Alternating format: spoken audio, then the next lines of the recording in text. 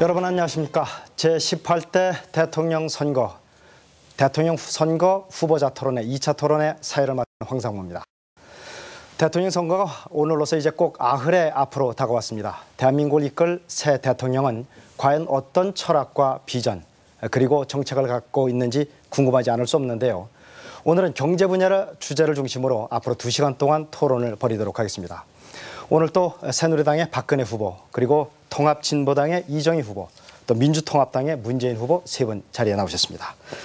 참고로 후보자의 좌석과 발언 순서는 사전에 추첨에 의해서 결정됐음을 말씀드리겠습니다. 토론에 앞서 먼저 주제와 진행 방식을 설명드리겠습니다.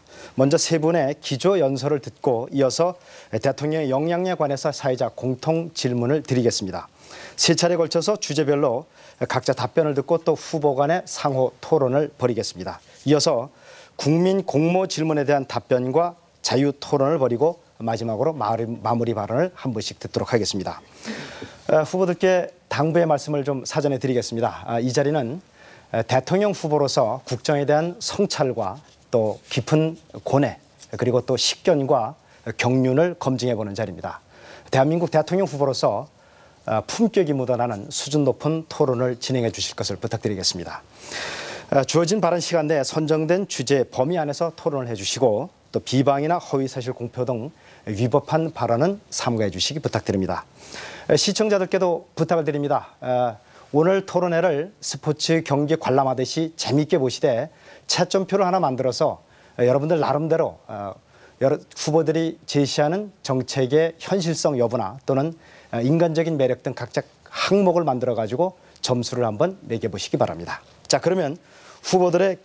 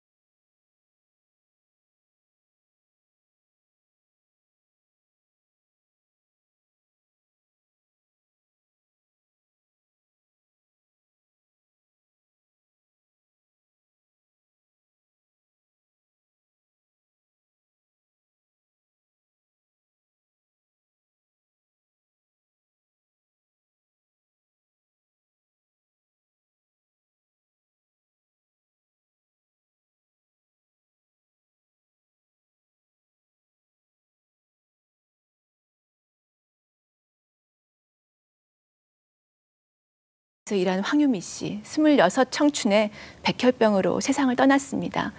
낡은 반도체 공정, 유독약품이 유미 씨의 생명을 갉아먹었습니다.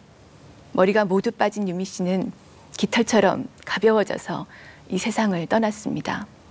유미 씨 말고도 50여 명의 노동자들이 백혈병으로 죽거나 투병 중인데 삼성은 고집스럽게도 산재가 아니라고 합니다. 정부도 삼성 편을 듭니다. 8년간의 소송 끝에 대법원에서 복직 판결을 받은 최병승 씨.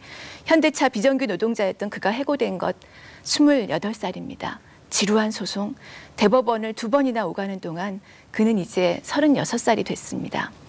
그러나 그는 아직도 일터로 돌아가지 못했습니다. 최병승 씨는 55일째 20m 철탑 위에 겨울바람 속에 있습니다. 이 토론 철탑 위에서도 보고 계신가요? 온갖 편법과 불법, 로비로 국회와 청와대는 물론 법원까지 쥐고 흔드는 그들이 헌법 위에서 국민을 내려다보면서 웃고 있습니다. 이건희 씨와 정몽구 씨를 헌법 위의 제왕이 아닌 법 앞에 평등한 보통의 대한민국 국민으로 돌려보냅시다. 통합진보당이 만들어낼 경제민주화, 바로 이것입니다. 네, 마지막으로 문재인 후보 기조연설 듣겠습니다. 날씨가 많이 추워졌습니다. 경기 한파로 우리 마음까지 꽁꽁 얼어붙었습니다. 이렇게 힘들 때 여러분들 마음에 가장 기억되는 분이 누구입니까? 바로 어머니의 따뜻한 마음 아니겠습니까? 저에게도 피난을 내려와서 먹고 살기 힘든 시절이 있었습니다. 제 어머니는 가족들 먹여 살리느라고 또 자식들 공부시키느라고 연탄 배달도 하시고 또 시장에서 좌판 장사도 하셨습니다. 그러느라고 거칠어진 어머니의 손, 저는 선거운동을 하면서 수없이 그 손을 맞잡았습니다. 제 손을 잡고 민생 살려달라고 또 새정치 해달라고 그렇게 당부하시는 분들의 손은 바로 제 어머니의 손이었습니다. 한국의 경제를 일으키고 오늘의 한국을 만든 것은 어머니들이었다고 합니다. 어머니들의 자식을 위한 희생과 헌신 덕분에 우리는 여기까지 올 수 있었습니다. 신은 세상의 어려움을 다 해결할 수가 없어서 어머니의 마음을 창조했다라는 말이 있습니다. 저는 어머니같이 따뜻한 정부를 만들겠습니다. 얼마 전 여론조사에서 국민들의 98%가 계층 상승이 불가능할 것 같다고 답했습니다. 부도, 신분도, 사회적 지위도 대물림되는 국민 절망의 시대가 된 것입니다. 새누리당 정부의 특권 경제와 박근혜 후보의 재벌 경제로는 국민들에게 희망을 줄 수가 없습니다. 저는 서민이 중산층이 되고 중산층이 우리 사회의 중심이 되는 새로운 시대를 합니다.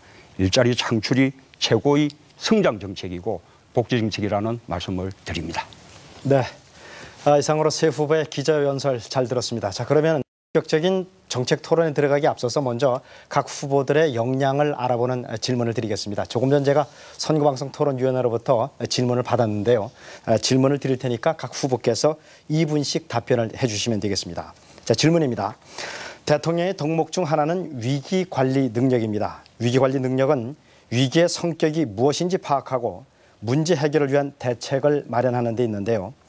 국가의 위기에는 주변 국가와의 위기도 있고 경제적인 위기도 있고 또 사회적 갈등에 대한 위기도 있을 것입니다. 그렇다면 지금 현재 후보자가 진단하는 가장 시급한 국가적 위기는 무엇이고 이를 극복하는 데 있어서 자신이 상대 후보보다 어떠한 강점이 있다고 생각하십니까? 자, 답변 시간은 각 2분이고요. 먼저 이번에는 이정희 후보부터 답변해 주시기 바랍니다. 지금 대한민국의 가장 큰 위기는 서민의 위기입니다. 서민들과 함께 이해하고 그리고 가슴으로 느끼고 이것이 이 서민의 위기를 풀어갈 수 있는 가장 기본이라고 생각합니다. 살아온 길을 보면 앞으로 살아갈 길도 알 수 있다고 합니다. 국회의원이 되고 나서 많은 분들을 만났습니다. 제가 변호사로 일하던 시절에는 미처 만나지 못했던 분들, 너무나 외롭고 또 힘들게 살아오신 분들, 하지만 저보다 더 바르고 또 꿋꿋하게 살아오신 분들 만났습니다. 통합진보당의 경제정책 바로 여기서 나왔습니다. 그분들이 저를 가르쳐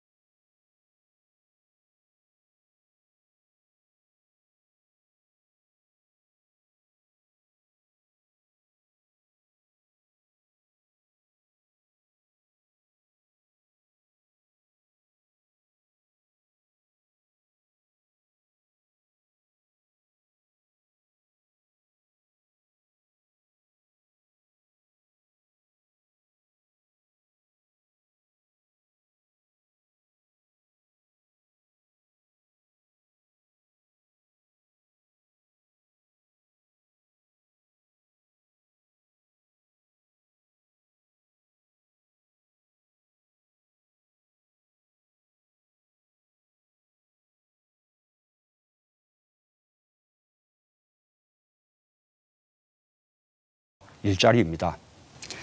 경기 침체가 오래 지속되고 있지만 대기업들은 해마다 10조, 20조씩 이익을 남기면서 영업이익 신기록을 갱신하고 있습니다. 반면에 중소기업, 자영업자, 중산층, 서민들 그리고 노동자들은 모두 힘들다고 아우성입니다. 새누리당 정부의 재벌 위주 또 부자 감세, 줄부세 정책 때문입니다. 이제 재벌이 골목까지 들어와서 빵집, 떡볶이, 순대 장사 그리고 커피숍까지 하고 있습니다. 이래서는 중소기업과 골목 상권이 살아날 수가 없습니다. 정부가 성장을 추진하는 것은 국민 모두가 잘 먹고 잘 살게 하기 위한 것입니다. 성장의 혜택이 골고루 돌아가도록 경제 민주화해야 합니다. 그래야 중산층 서민들의 소득이 늘어나고 또 소비가 늘어나고 내수가 살아나서 경제가 성장하는 선순환을 이룰 수 있습니다. 또 그래야 일자리가 많이 만들어질 수 있습니다. 제가 경제 민주화 또 일자리 정책에 국가 경제 정책의 최우선 순위를 두겠습니다. 감사합니다. 네, 이번에는 박근혜 후보로부터 말씀 듣겠습니다. 경기 침체를 극복하기 위해서 해소하기 위해서 저는 단기 대책과 장기 대책으로 나누어서 생각해 볼 필요가 있다고 봅니다. 단기 대책으로는 우선 돈이 돌아야 합니다. 몸속에도 피가 이렇게 돌아야 몸이 건강하듯이 우리 경제도 돈이 돌아야만 경기가 살아날 것입니다. 그래서 그 해결 방법으로 가계부채 문제 해결하고 또 부동산 거래 활성화하고 또 중소기업과 자영업을 집중 지원을 해서 우리 서민들 주머니 두툼하게 해드리면서 얼어붙은 소비와 내수가 그 내수의 온기가 돌게 하겠습니다. 장기적인 대책으로는 우리 경제의 체질을 개선해야 됩니다. 그리고 새로운 성장 동력을 창출해야 됩니다. 그것은 마치 우리 몸의 기초 체력을 튼튼하게 하는 것과 같습니다. 그 방법으로 저는 과학기술 또 정보통신기술을 전 산업에 적용하고 또 융합해서 제조업의 경쟁력도 살리고 또 서비스 산업의 생산력도 높임으로써 새로운 일자리를 창출하겠습니다. 그리고 이제는 인적 자본, 사회적 자본에 대대적인 투자를 해서 우리 경제가 이렇게 모방형이 아니라 이제 선도형으로 나가야 되고 또 중소기업을 육성해서 수출과 내수가 함께 가는 이런 쌍끌이 경제로 만들겠습니다. 네, 지금은 경제정책에 대한 질문과 답변을 듣고 있는데요. 제 질문의 요지는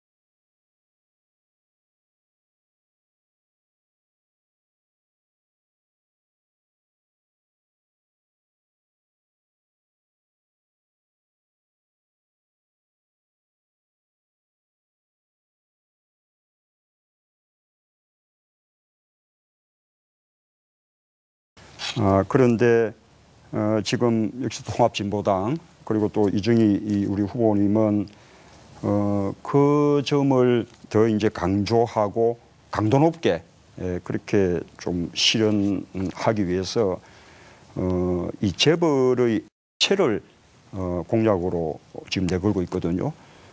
저는 재벌은 뭐 응당 계획돼야 하지만 그렇다고 재벌이 갖고 있는 우리 경제에 대한 순기능, 또 세계 경제에서 이렇게 갖고 있는 어떤 세계적인 경쟁력 이것까지 해쳐서는 안 되지 않을까 그렇게 생각을 하거든요.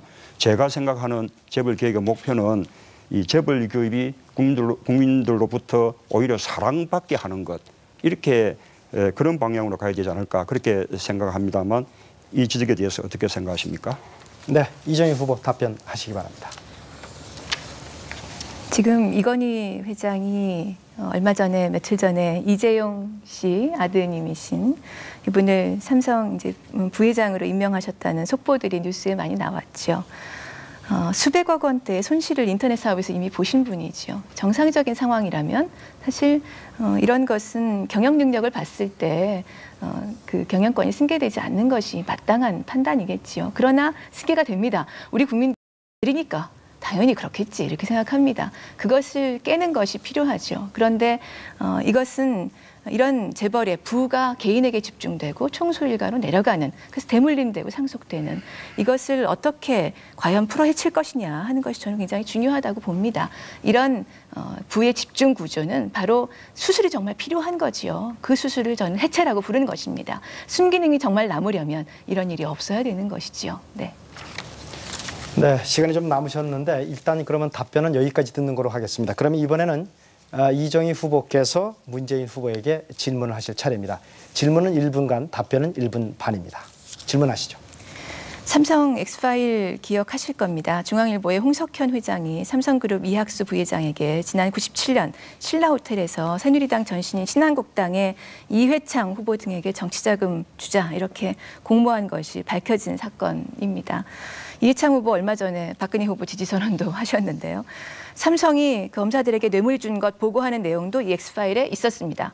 이 사건을 통해서 삼성과 우리 사회 기득권층의 추악한 드러났고 온 국민이 분노했습니다. 지난번 첫 번째 토론회에서 문 후보님께서 참여정부의 삼성 장학생은 없었다고 말씀하셨는데 그런데 삼성 엑스파일에 등장하는 중앙일보의 홍석현 회장, 삼성 이건희 회장의 큰 처남이신데 당시에 대선 자금 배달 관련돼 있지 않습니까? 참여정부 당시인 2005년에 주미대사 하셨고 엑스파일 사건으로 사임하셨습니다. 이것만으로도 참여정부와 삼성과의 관계 어땠는지 드러난 것 아닌가요? 네, 문 후보님 답변 순서입니다. 저는 이 재벌 기업이나 대기업 자체가 문제가 아니라 총수들의 잘못된 행태 그리고 이 비민주적인 지배구조 또 의사결정 구조가 문제라고 생각합니다. 방금 말씀하신 내용들은 우리 사회의 어떤 정경유착 구조 그리고 정치 권력과 재벌과 검찰 간의 어떤 특권 카르텔 이 부분을 잘 지적해 주신 것 같습니다. 그 중심에 늘 새누리당이 있어 왔지 않습니까? 지금 이해창 후보가 이렇게 다시 박근혜 후보 진영에 합류한 것도 바로 새누리당의 어떤 DNA가 그런 정경유착의 어떤 뿌리 깊은 그 DNA에 토대에 있다라는 것을 다시 보여주는 것이라고 생각합니다. 참여정부 때 재벌 개혁을 제대로 하지 못했다라는 지적 역시 제가 받아들입니다. 그때 그 당시에 저는 정책을 담당하는 사람이 아니었습니다만 참여정부가 전체적으로 그에 대한 인식이 부족했다고 생각합니다. 그러나 이제는 경제민주화가 시대적인 화두가 됐고 그다음에 그 구체적인 방안으로 재벌 개혁이 꼭 필요하다는 점에 대해서는 우리가 인식을 같이 하고 있기 때문에 이제는 제대로 할 수 있겠다고 그렇게 말씀드릴 수 있을 것 같습니다. 네, 이어서 박근혜 후보와 문재인 후보 간의 상호 토론을 듣도록 하겠습니다. 먼저 박근혜 후보께서 질문을 하시고 문재인 후보께서 답변을 해주시기 바랍니다.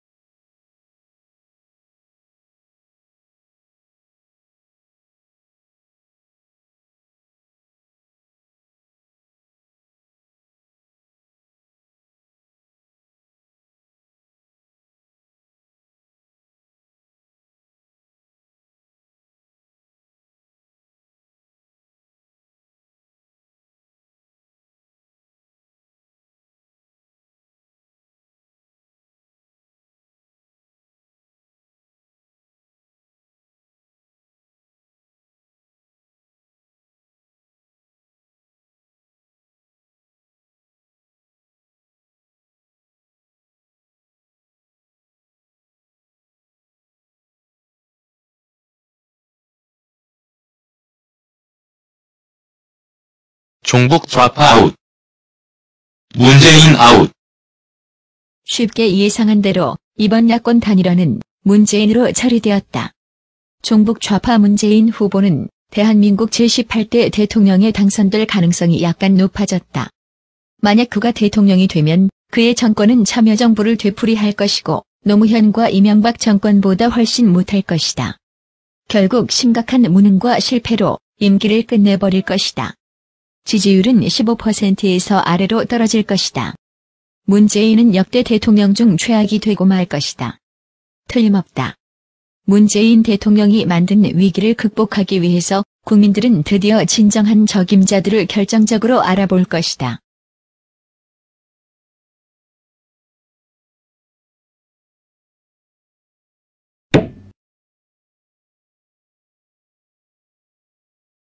하하하하. 하하하하. 하시는데 그건 문제 또 지금 아까 저 경제 위기 어려운데 기존 순환출자 갑자기 끊으라고 하면 어떡하냐 말씀하셨는데 정확히 이해하셔야 되는데요. 문재인 후보님은 기존 순환출자에 대해서 3년 유예 주고 그걸 해소하라고 하겠다고 하셨고 저는 2년 유예를 말씀드렸습니다. 그래서 내일 당장 없애라는 얘기가 아니다. 근데 그걸 갑자기 끊으라고 하면 안 된다. 이렇게 말씀하시는 건 좀 잘못된 반론이다 생각이 들고요. 합법이던 것이 어떻게 불법이 되느냐 말씀하셨는데 그가 조금 이따가 또 말씀드리죠. 네. 발언 순서 시간 잘 지켜주셔서 고맙습니다. 자, 세 번째 토론 주제로 넘어가도록 하겠습니다. 이번에는 일자리 창출과 고용 안정 방안입니다. 먼저 공통 질문부터 드리겠습니다. 자, 여러분들도 다 잘 아십니다만 요즘 가장 중요한 국민들의 관심이 일자리를 많이 만들어서 청년 실업과 또 중장년 재취업 문제 등을 해결해 주는 것입니다. 문제는 좋은 일자리를 어떻게 만드느냐 하는 것인데요. 후보들께서는 일자리 창출에 대한 기본 입장을 밝혀주시고 또 청년 실업과 중장년 재취업에 대한 대책을 아주 구체적으로 좀 말씀해 주시기 바랍니다. 아울러서 비정규직 차별 해소를 비롯한 고용 안정 방안도 제시해 주시기 바랍니다. 답변 시간은 역시 1분 30초입니다. 이번에는 먼저 박근혜 후보부터 말씀해 주시기 바랍니다. 저는 늘지오 정책으로 일자리 문제를 해결하겠습니다. 그러니까 좋은 일자리는 새로 많이 늘리고 또 지금의 일자리는 지키고 또 일자리의 질을 끌어올리겠다는 뜻입니다. 청년 실업 이거를 해결하기 위해서 벤처 창업을 활성화하고 또 대학 내에 창업 활동을 적극 지원하려고 합니다. 또 스펙 초월 채용 시스템을 구축해서 학벌이니 이런 거 따지지 않고 어떤 열정과 잠재 능력만 가지고 청년 인재들을 채용할 수 있도록 이렇게 할 것입니다. 또 중장년층 일자리 문제는 재취업 교육과 고용 정보 제공이 핵심입니다. 그래서 퇴직 전에 재취업 교육을 받을 수 있는 시스템을 구축하고 또 고용 정보 데이터를 잘 구축을 해서 구직자와 연결하는 이런 맞춤형 서비스를 제공하겠습니다. 또 비정규직 차별 문제를 해결하기 위해서는 대표 신청 제도와 징벌적 금전 보상 제도를 도입하겠습니다. 그래서 지금까지는 괜히 차별을 얘기하다 불이익을 당할까 봐 아무 말도 못했는데 근로자 대표나 또 노동조합이 당사자를 대신해서 이거 차별을 시정해달라 이렇게 할 수 있도록 하겠습니다. 그리고 또 회사가 그런 차별을 반복할 경우에는 손해액의 10배의 금전으로 보상하도록 하겠습니다. 그리고 아울러 공공 부분부터 모범을 보여야 되기 때문에 공공 부분부터 정규직으로 전환하도록 하겠습니다. 자, 이어서 이정희 후보 순서입니다. 말로는 뭘 못하겠습니까? 이명박 정부도 비정규 차별 없애겠다고 얘기했습니다. 비정규직 차별 없애기 위해서 대표 신청제도 하겠다 말씀하셨는데 노동조합이 신청하게 하겠다. 비정규직의 노동조합 가입률이 얼마나 된다고 보십니까? 1.9%입니다. 노동조합 가입하면 비정규직 잘립니다. 외주 용역 해지됩니다. 이것이 지금 우리나라 비정규직의 현실입니다. 이걸 똑똑히 아시고 정책을 세우셔야 한다고 생각합니다.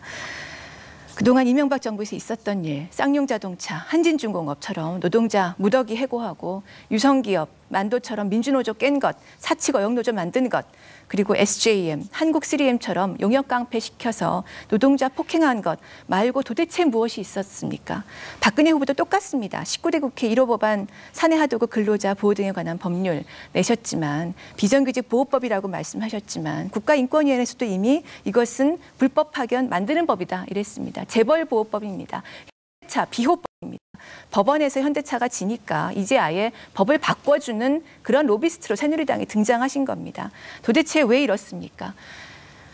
18대 국회 1호 법안 종부세 감세 법안이었죠. 19대 국회 1호 법안 새누리당 역시 재벌보호법입니다. 저희 진정성 입증해 보이시도록 요청드립니다. 저희가 정말 절실하게 요구합니다. 쌍용차 국정조사 대선 전에 약속하십시오. 이래야 노동 문제 풀립니다. 두 번째, 학교 비정규직 노동자 정규직화 법안 호봉제 예산 정부가 반대한다고 하는데 새누리당이 통과시키시면 바로 여기에서 진정성 인정되고 노동 문제 풀립니다. 여기까지 듣겠습니다. 자, 마지막으로 문재인 후보 순서입니다. 예, 저는 일자리 대통령이 되겠다고 국민들께 오래전부터 약속을 드렸습니다. 좋은 일자리가 최고의 복지고 또 지속 가능한 성장의 기반이 됩니다. 성장만 하면 일자리가 저절로 생겨나던 그런 시대는 이미 지났습니다. 거꾸로 좋은 일자리를 많이 만들어서 소득을 늘려야 소비가 늘어서 내수가 확대가 되고 또 경제 성장의 동력이 됩니다. 일자리가 성장을 이끄는 것으로 우리 경제 인식을 바꿔야 된다고 봅니다. 저의 일자리 혁명은 한마디로 좋은 일자리 만나봐 이렇게 정책을 표현하고 있습니다. 우선 공공 서비스에서 좋은 일자리 30만 개를 만들고 노동시간 단축을 통해서 일자리를 나눔으로써 70만 개의 일자리를 새롭게 만들겠습니다. 비정규직의 절반을 정규직으로 바꾸겠습니다. 공공 부문의 비정규직부터 정규직으로 전환하겠습니다. 아울러서 정리해고 요건을 엄격하게 만들고 또 정년 연장을 해서 좋은 일자리를 지키고 고용을 안정화시키겠습니다. 이 중소기업이 고용의 88%를 담당합니다. 새누리당과 지금 박근혜 후보의 재벌 경제 정책으로는 중소기업을 살릴 수가 없고 따라서 일자리를 만들 수 없다라는 말씀을 드립니다. 네, 감사합니다. 세 후보의 답변 잘 들었고요. 이제 답변 내용에 따라서 반론과 재반론을 할 수 있는 상호 토론 시간으로 이어가겠습니다. 역시 진행 요령은 똑같습니다. 질문은 1분, 답변은 1분 반씩입니다. 그러면 순서에 따라서 이정희 후보가 먼저 문재인 후보에게 질문하는 순서입니다. 질문하시죠. 농민 수가 20년 만에 절반으로 줄어서 지금 270만 명밖에 되지 않습니다. 농민들께서 5대 걱정 말씀하시는데요. 추곡수매제 2004년 폐지한 이후에 5년 동안 물가 20% 올랐는데 나라값이 30% 떨어졌습니다. 20년 전 가격으로 되돌아갔죠. 가격 걱정, 소장료 내야 되니까 땅 걱정, 기계값, 비료값 돼야 되니까 생산비 걱정, 대출 못 갚으니까 부채 걱정, 태풍 와서 하우스 무너지면 재해 걱정, 농사 지어봐야 걱정만 쌓이니까 젊은이들이 농사 안 지으려고 그럽니다. 농민들은 지금 한미 FTA에 한중 FTA까지 추진되니까 이제 농사 짓지 말라는 거다 이런 말씀 하십니다. 사료까지 포함한 식량 자급률 22.6%밖에 되지 않고요. 저희는 기초농산물 국가수매제도 농민들이 요구하는 거 참 타당한 말씀이시다 생각합니다. 쌀, 곡식 또 이런 기초농산물 이런 제도, 기초농산물 국가수매제도 긴급히 필요한데 어떤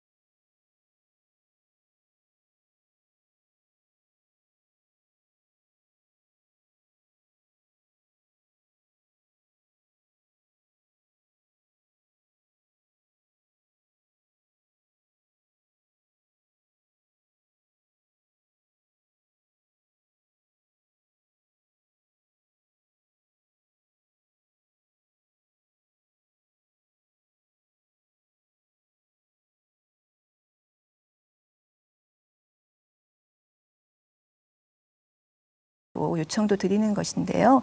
공공부문부터 정규직으로 바꾸겠다 이런 말씀을 하셨잖아요. 그래서 가장 대표적인 그 공공부문 비정규직 노동자들이 학교 비정규직 노동자들입니다. 이분들 지금 호봉제 예산 지금 한 900억 원 가량 국회에 계류돼 있는데 이 예산 그리고 교육공무제 전환 특별법 이 법안 정부가 반대한다고 그러고 새누리당은 정부 뒤에 지금 숨었는데 통과시키겠다 이렇게 확약하시면 된다 보고요. 두 번째 그리고 민간 부문에서 비정규직 전환하는 가장 좋은 방법 중에 하나는 사내 하도급 법안 즉 현대차 비정규직 노동자들 정규직으로 전환 못하게 하는 현대차 비호 법안 폐기하시는 겁니다. 그거 처리하겠다 약속하시면 됩니다. 그리고 이 정리해고 문제 노동자들의 문제 풀기 위해서 쌍용차 국정조사 대선 전에 하겠다고 약속해 주시기 바랍니다. 네. 질문 시간이 이제 됐고요. 자, 박근혜 후보 답변해 주시기 바랍니다. 그러니까 서비스업 같은 데는 그 사내 하도급 같은 것이 그냥 적법하게 이렇게 하는 그 면이 있습니다. 그렇기 때문에 그 사내 하도급을 아주 그냥 다 없애겠다 하는 것은 저는 좀 현실적이지 않고요. 오히려 우리가 내놓은 그 사내 하도급법은 그 원청 업체의 근로자와 차별을 두지 말라. 그리고 또 그 사내 그 도급 업체가 바뀌게 될 적에는 고용 승계라든가 이런 거로 해서 자리를 불안하지 않게 하라는 거 이런 법들이 확실하게 지켜진다면 오히려 이것이 더 사내 하도급 근로자들에게 현실적인 도움을 주는 거지. 예를 들면 서비스업 같은 데는 그런 도급이 가능한데 아무런 다른 보호 장치가 없이 그냥 사내 하도급 없애라 그러면 이 사내 하도급 근로자들을 실제 어떻게 지금 도움을 주겠습니까? 있습니다. 파견법으로 얼마든지 규제가 가능하고요. 네. 예. 이정희 후보님 지금 발언 순서가 아니고 박근혜 후보님 발언 순서입니다. 그리고 그 비정규직 문제는 저는 그 공공 부분부터 물론 그 솔선수범을 하게 되면 이게 민간에도 영향을 미치고요. 또 대기업한테는 고용 그 형태를 공시하도록 의무화를 시키는 겁니다. 그러면 뭐 파견 근로자가 어떻고 이렇게 하다 보면 자연히 거기에 대해서도 어떤 책임감을 느끼게 되고 그다음에 우선 그 차별을 해소하게 되면 굳이 상시적인 일에 비정규직을 고용할 필요가 없어지는 게 됩니다. 네. 그게 확실한 비정규직 해소법이다. 저는 이렇게 생각합니다. 여기까지 듣겠습니다. 네, 서로 상대방 후보의 말씀을 듣다 보면은 사실은 반박하고 싶으실 때가 많으실 겁니다. 하지만 순서를 꼭 좀 지켜주시고 혹시 그 순서가 아니면 다음 순서에 얼마든지 또 기회가 있으니까 메모를 하셨다가 그때 말씀을 좀 해주시기 바랍니다. 자, 이번에는 국민 질문 시간입니다. 현재까지 저희들이 총 18,000여 건의 국민들로부터 질문을 공모를 했습니다. 오늘 토론 분야 중에는 복지 분야가 가장 많이 들어왔는데요. 아무래도 서민 생활과 밀접한 관계가 있어서 그런 것 같습니다. 그러면은 대표 질문에 선정된 광주에 사는 민두기 씨가 보내온 질문을 후보분들께 드리겠습니다. 질문입니다. 복지 정책은 단순한 선거 이슈가 아니라 그 사회의 시대상을 반영해야 합니다. 경제 불안과 맞물려서 서민 생활에 짐을 덜어줄 복지 정책의 중요성이 더욱 커지고 있는데요. 그렇다면 현재 우리나라의 복지 수준을 진단하고 후보님의 복지 정책 방향과 주요 공약을 말씀해 주시기 바랍니다. 덧붙여서 재원 마련을 위한 국민적 합의를 어떻게 이끌어낼지 답변해 주시기 바랍니다. 그러면 순서에 따라서 문재인 후보부터 답변을 듣겠습니다. 답변 시간은 1분 30초입니다. 예, 복지는 국가의 의무고 또한 모든 국민들의 권리입니다. 동시에 가장 좋은 또 성장 정책이기도 합니다. 복지를 통해서 중산층을 또 살리고 일자리를 늘릴 수가 있습니다. 경제가 아주 어려운 지금이야말로 복지를 통한 성장 전략을 채택할 때입니다. 간병, 보육, 교육, 또 복지 서비스 등에서 40만 개 이상의 좋은 일자리를 만들 수 있습니다. 또한 복지를 통해서 중산층 또 서민들의 실질 생활비 부담을 크게 낮출 수 있습니다. 의료비 100만 원 상한제, 무상보육, 또 고교 무상교육, 반값 등록금 등이 그런 방안이라고 말씀드릴 수 있습니다. 복지는 비용이 아닙니다. 사람에게 투자하는 것입니다. 브라질의 룰라 대통령이 노동자들의 최저임금을 인상을 해서 브라질 경제를 세계 8위권 경제로 그렇게 도약을 시켰습니다. 룰라 대통령이 한 유명한 말이 있습니다. 부자에게 돈을 쓰는 것은 투자라 하고 서민들에게 돈을 쓰는 것은 왜 비용이라고 하는지 모르겠다.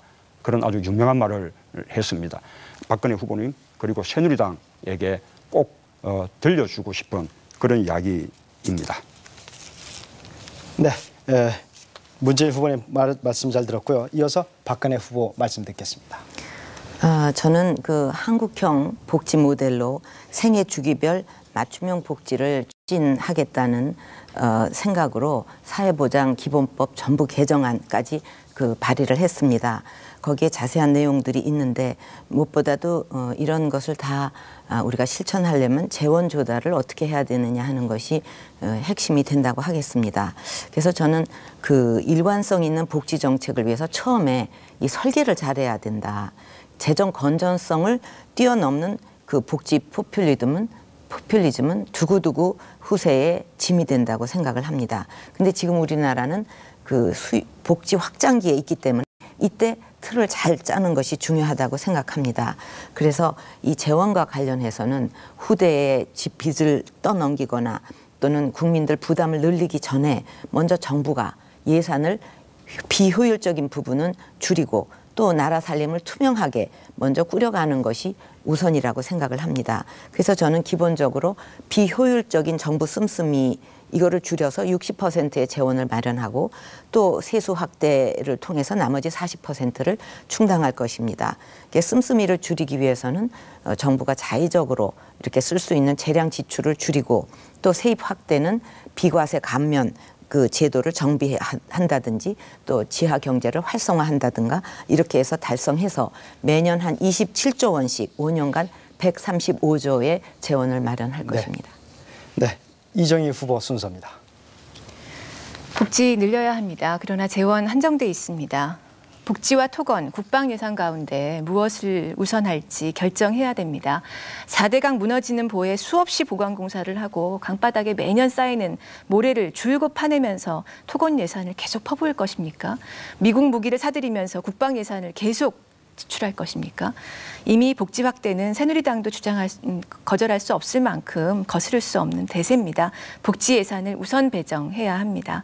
이것만으로는 그런데 부족합니다. 이제 정말 국민들 앞에 솔직해야 합니다. 복지를 늘리려면 돈이 더 필요합니다. 세금을 걷어야 복지를 확실히 늘릴 수 있습니다. 4대강 사업, 제주형 해군기지 사업 같은 어차피 불가능한 사업에 돈을 쏟아붓는 일 안 하는 것이야 기본이지만 예산 절감만으로 마른 수건 쥐어짜서 복지 늘릴 수 없다는 것은 분명합니다. 우리나라 복지 예산 수준이 GDP 대비해서 OECD 나라의 3분의 1 수준입니다. 다음 10년 이내에 OECD 평균 수준까지는 가야 하지 않겠습니까? 어디서 돈을 마련하겠습니까? 경기 침체, 경제 위기에서 유리지갑, 월급쟁이, 서민들 주머니에 남아있는 것이라고는 이제 없습니다. 초고소득층 그리고 재벌 대기업 세금 좀 더 내셔야 합니다. 다른 방법 없습니다. 복지는 세금이고 세금이 복지입니다. 세금을 말하지 않는 복지는 거짓입니다. 네, 세 후보들의 말씀 잘 들었고요. 자, 그러면 복지정책 실현 방안에 대해서 이번에는 자유 토론을 해보도록 하겠습니다. 두 후보 간, 제가 지정해드리는 두 후보 간의 자유 토론인데요.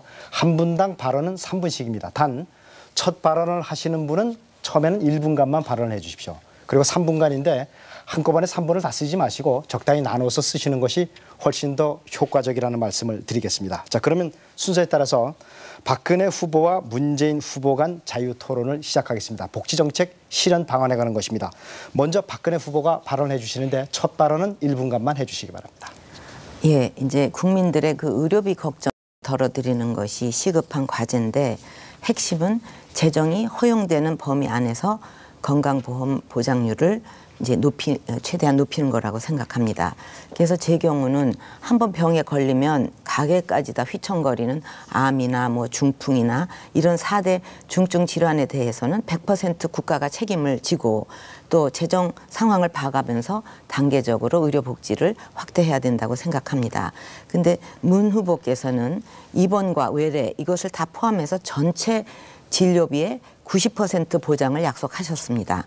그러려면 연간 한 14조 내지 20조 원의 보험료를 조달을 해야 되는데 결국은 지금의 그 건강보험료를 지금의 2배 정도 올려야 된다는 얘기가 됩니다. 이거는 그 서민들에게 보험료 폭탄이 되는데 이렇게 하셔도 되시겠습니까? 우선 먼저 하나 여쭤보겠는데요. 아까 4대 중증 질환에 대해서 국가가 다 책임지겠다라고 건강보험이 하셨는데 100% 보장. 4대 중증 질환이 무엇입니까? 그러니까는 그 심장병, 암, 또 희귀 난치성 병, 중풍 이게 4가지입니다.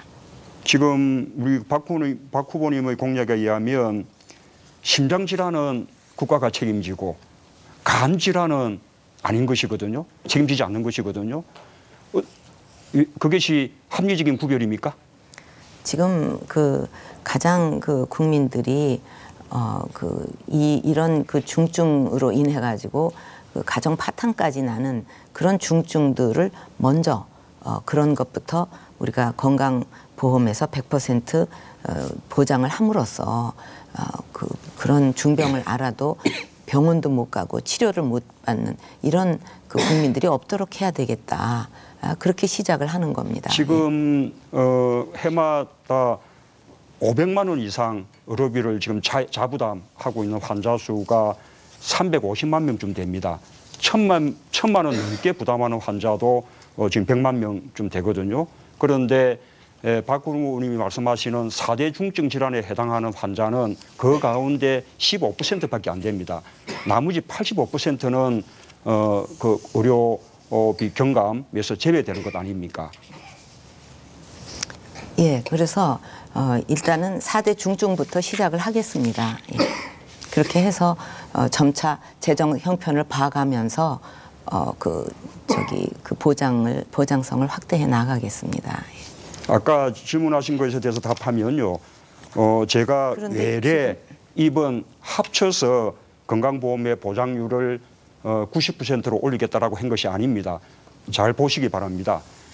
지금 외래 환자의 건강보험 보장률은 지금 60% 정도인데 그것은 그대로 유지하고 지금 입원 환자의 건강보험 보장률부터 90%로 올리겠다는 겁니다. 그러면 전체 환자에 대한 건강보험 보장률은 75% 정도 됩니다.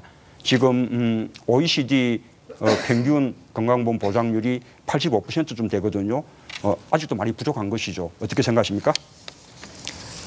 지금 그런 말씀을 하시기 전에 문 후보님이 또 얘기하신 선택 진료비라든가 상급 병실료, 간병비 이런 거를 다 건강보험 안에서 해결하겠다.